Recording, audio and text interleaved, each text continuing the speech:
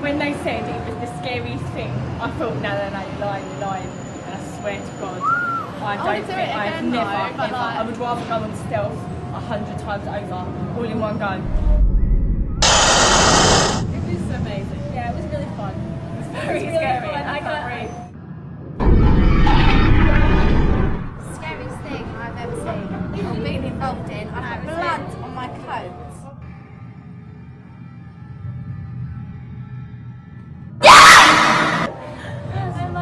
I liked him and like...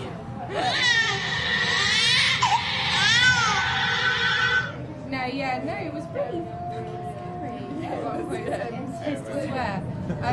It was really realistic and it had tingles in the back of my neck. My heart was racing the whole way through. I was nervously giggling, and every time I wasn't expecting something, somebody just turned around and whispered in my ear or came and grabbed hold of me. The scariest part for me was the room with all the strobe lighting with people chained up. Couldn't see what was happening. The scariest thing ever.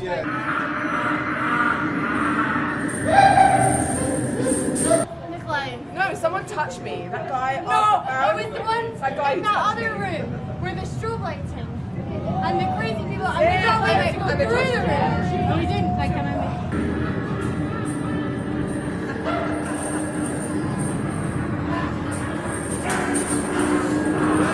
That was really scary. Terrifying. Really scary. Not fun. The clown. the braid, the first time with the braid. She was not getting, and then the man that chased us, he wasn't so scary, and then she was behind you, were like, ah! No, the clown. I hate clowns. The clown was really scary.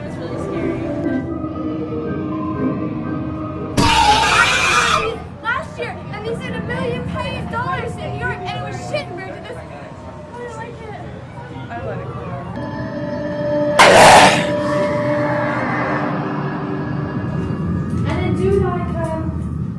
Like a little child, dead. Do you like loads of like dead people?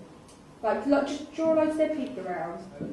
Assylum Hill first started in my first year of uni, when I kind of knew that this is what I wanted to do, because obviously I was on a design course and I knew that I wanted to do scare attractions, but the design course wouldn't allow me to do that because it was mainly theatre based.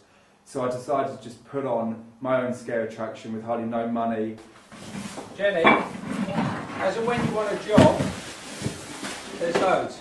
Pardon? As and when you want jobs, there's loads. Then we can do the flowers. This is such a long job to do it, it starts. You need to get that black masking tape and literally go I under. just bought 6 new ones in a bag there. Jenny, keep it as close to the wall as possible. So I found an area in Camden, which was this disused antique store that had actually loads of squatters squatting in it. And I really wanted it, and they eventually gave it to me just for £150 for the night.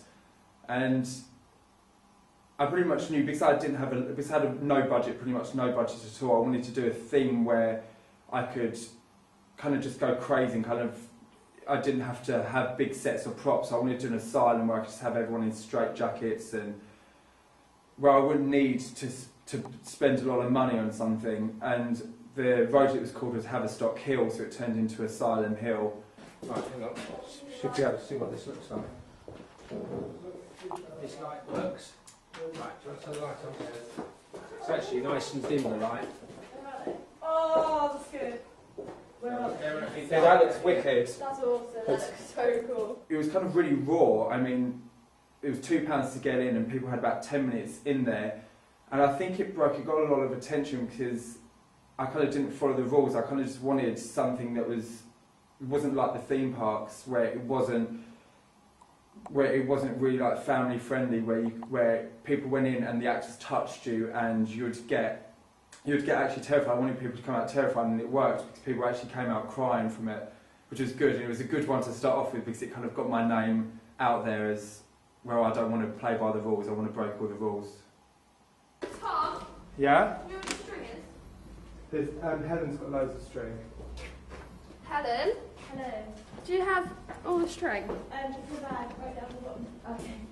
In horror attractions, I've probably been interested for about probably about 10 years, but horror in general, I've been interested since I was a kid. I mean, I remember since like the age of 7, I'd have Halloween parties in the garage where we'd either do Halloween discos or Halloween mazes. So probably about the age of 14, I actually started doing Halloween scare attractions in my garage, which was pretty much just black bin liners just attached from the ceiling to the floor, making corridors with slides and ball pits, and all my friends coming around in Halloween costumes and masks jumping out at people. And then obviously in the past 2-3 years it's kind of progressed to actually the public coming in and seeing it, and more money being spent on the sets and costumes and things. If we took an extension so you could sit it on there. So try it for the cost of one extension. Yeah. Let me get one. You need the ladder. That's better. Then we've got a green one. Tie it down. What about that? No? Hang on, no, but do that with the red one, and then we've got a green one that you can put on the side.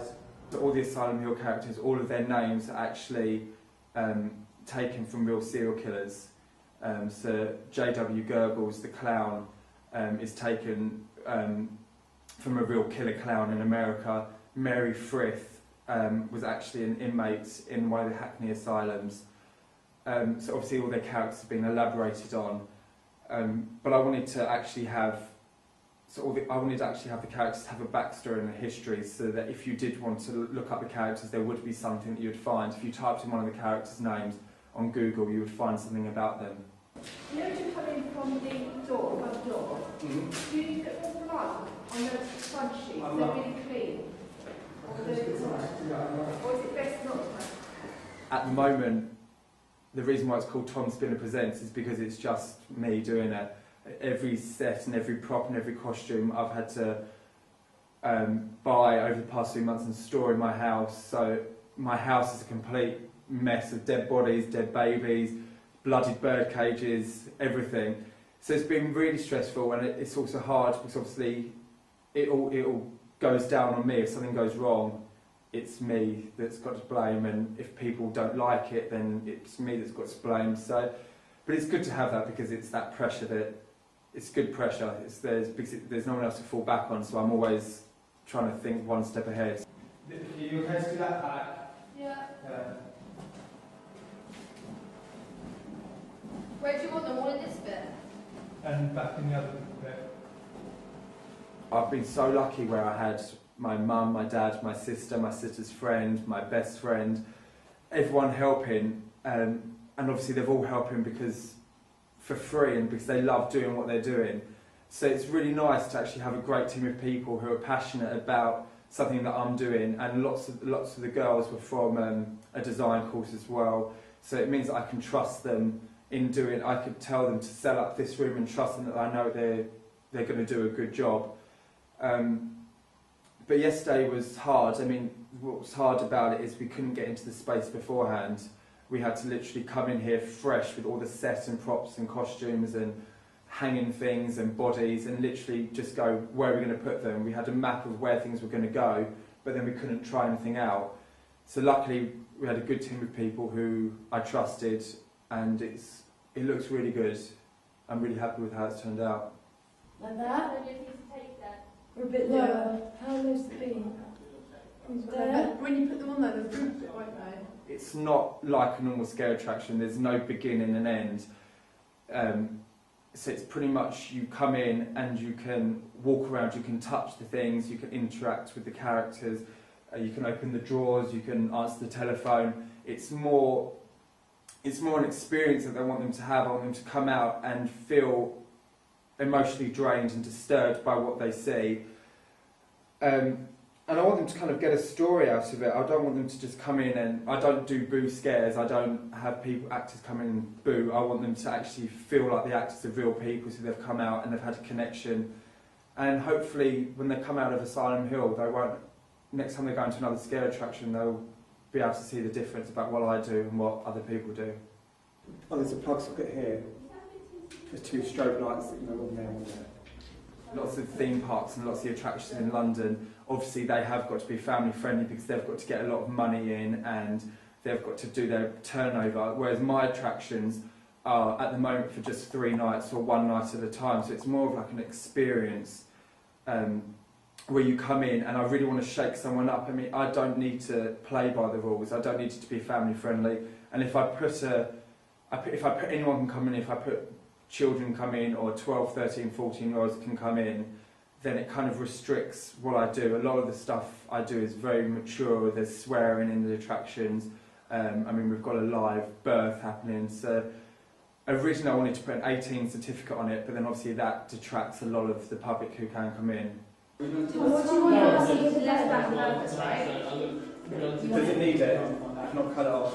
No, I mean, like, do you want me to attempt to tie anything? Or leave it? Cut it or tie it, either way. I think try and tie it a bit.